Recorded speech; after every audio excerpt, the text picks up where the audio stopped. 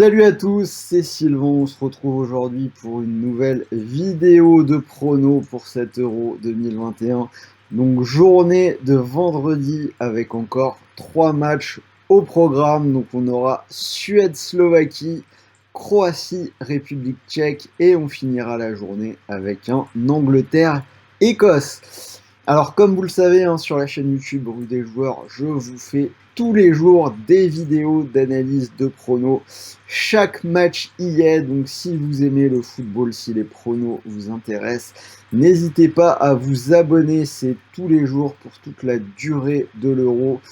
Tous les pronos, les meilleurs codes, je vous partage les bons plans opérateurs. Et je vous parle même des jeux concours que nous avons sur ruedesjoueurs.com. Donc en ce moment, on en a deux. On en a un sur Instagram pour gagner 2 voitures et un, ça se passe sur le site avec petit concours de pronos avec 15 000 euros de lot à gagner, dont des voyages, la PS5, la possibilité d'aller au Qatar pour la Coupe du Monde l'année prochaine. On vous met les liens de tout ça dans la description juste en dessous. Alors, aujourd'hui, pour parier sur les matchs de ce vendredi, je vais vous proposer un nouvel opérateur qui vient de faire son apparition sur Rue des Joueurs. C'est Betway, donc je pense que vous n'avez pas de compte encore sur celui-là. Ils offrent un bonus plutôt sympa, premier pari remboursé en free bet de 150 euros. Donc pour ceux qui ont déjà des comptes partout, un nouvel opérateur, c'est toujours plutôt bon à prendre. Donc je vous reparle de ma cote et de mon combi à la fin de cette vidéo. Alors, donc on va prendre les matchs dans l'ordre. On commence avec Suède-Slovaquie. Donc match du groupe E qui va avoir lieu du côté de Saint-Pétersbourg. Alors, si on regarde le premier match des deux équipes, la Suède qui a tenu le match nul 0-0 contre l'Espagne, alors que la Slovaquie a surpris la Pologne en s'imposant 2-1. Alors, on va commencer par la Suède, une équipe qui n'a pas cadré un tir et qui a été dominée dans les grandes largeurs par l'Espagne. On va quand même rappeler l'Espagne qui a eu le ballon plus de 75% du temps. Côté suédois, on a surtout vu 2 joueurs se mettre en évidence. Le gardien Olsen qui s'est montré à son avantage et Isaac qui s'est montré dangereux vraiment sur les quelques occasions suédoises, parce que mine de rien, pour une équipe qui a eu aussi peu le ballon, la Suède a quand même su se montrer dangereuse. Donc si vous avez vu le match, le plan de jeu des Suédois, il était assez simple. Jouer en bloc bas, ne pas prendre de but et essayer de créer des opportunités justement pour Isaac. Alors par contre, peut-être que Kulusevski va être de retour pour ce match-là pour la Suède. On va attendre les infos. Il avait été testé positif au Covid, donc ce serait vraiment quand même un bon renfort pour les Suédois de le voir revenir. Alors, en face, on va avoir la Slovaquie qui a créé une petite surprise en surprenant une équipe de Pologne réduite à 10. Alors ces Slovaques, on les annonçait comme l'une des équipes les plus faibles du plateau. Et au final, avec le format de 7 euros, les troisièmes qui vont être, une partie des troisièmes qui vont être qualifiés, avec 3 points, ils sont pour le moment en tête du groupe et en bonne place pour aller chercher cette qualification. Alors très concrètement sur ce match-là, la Slovaquie qui a été, je dirais, pragmatique et efficace face à la Pologne qui était un de moins et qui est sans doute trop ambitieuse dans son projet de jeu pour les joueurs dont elle dispose. Alors après, niveau prono, pour ma part, j'ai quand même beaucoup de mal à faire confiance à une équipe où Ubokan est titulaire en défense. La Suède n'a jamais perdu contre la Slovaquie. Donc je vais aller vers une victoire des Suédois à 1,87 et je vais tenter le coup du petit but de Isaac. C'est une cote à 2,87, plutôt intéressante. Deuxième match de la journée, Croatie, République tchèque, donc ce coup-ci un match du groupe D du côté de Glasgow. Alors une équipe de Croatie qu'on a senti un petit peu éteinte face à l'Angleterre, alors que de son côté la République tchèque est bien entrée dans sa compétition. Victoire 2-0 toujours à Glasgow contre l'Écosse, avec un doublé de Patrick Schick, dont je pense que vous l'avez vu, le but de l'Euro, un super lob de 50 mètres. Donc si on résume, la République tchèque a 3 points et la Croatie en a 0. Alors on va commencer par ces Croates. Donc une défaite 1-0, alors que la Croatie, hein, ils ont quand même été enfoncés dans la première demi-heure de jeu.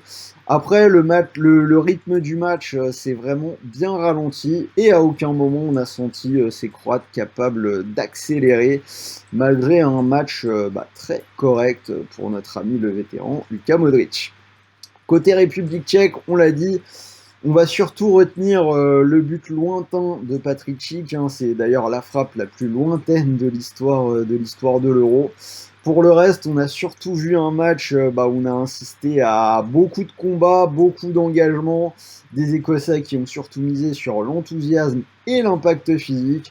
J'ai envie de dire que les deux équipes étaient au final assez proches et que c'est vraiment Patrick Schick qui a fait la différence. Niveau prono, très honnêtement, j'ai pas grand chose à vous proposer sur le match. C'est peut-être celui que j'écarterai.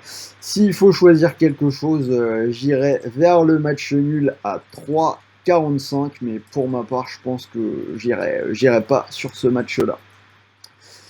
Et on va finir avec l'Angleterre face à l'Écosse. Derby britannique pour l'Angleterre qui sera toujours à Wembley.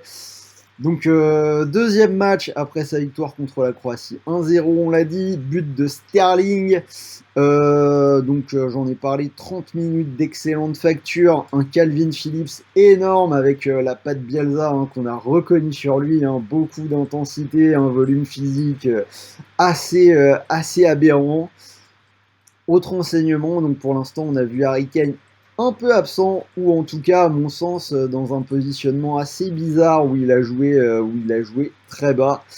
Alors, bonne nouvelle pour l'Angleterre, on pourrait avoir Maguire et Jordan Anderson de retour sur ce match-là. Alors, du coup, si Anderson reprend sa place, à voir ce qui va se passer pour Calvin Phillips.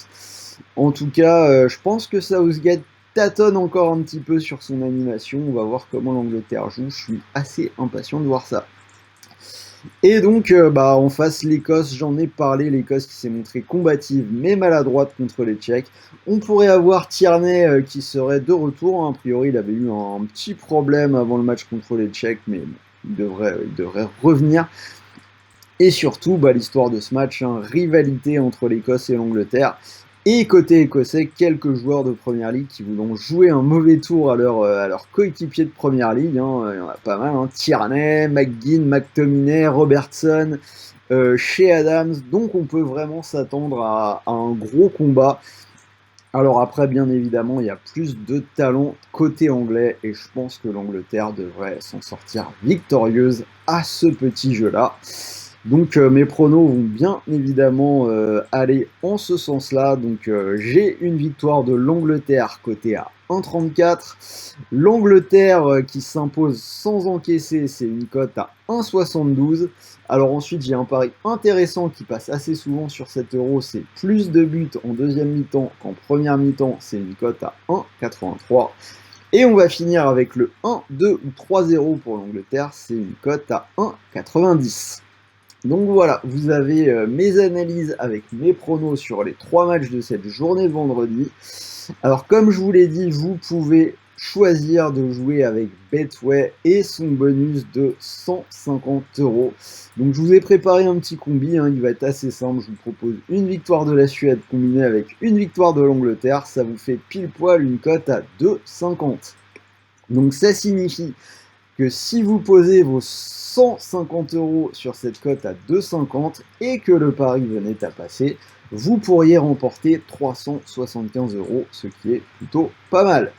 Et malheureusement, si le combi ne passe pas, vous avez toujours les 150 € de freebet pour continuer de jouer. Donc voilà, c'était Sylvain, j'espère vraiment que cette vidéo vous a plu. N'hésitez pas à me dire dans les commentaires si vous êtes d'accord avec ces pronos. Donnez-moi vos propres pronos, un petit pouce bleu pour m'aider à développer la chaîne, ça fait toujours plaisir. En ce moment, beaucoup de travail, on essaye de vous offrir un max de contenu et les analyses de tous les matchs. Donc profitez-en, parlez-en autour de vous. partagez, aidez-nous à nous faire connaître. En attendant, moi je vous souhaite de bons matchs, de bons paris mouillants et je vous dis à très vite pour une nouvelle vidéo. Donc restez à l'écoute, hein, ce sera France-Hongrie, ça devrait arriver dans la journée. Salut à tous!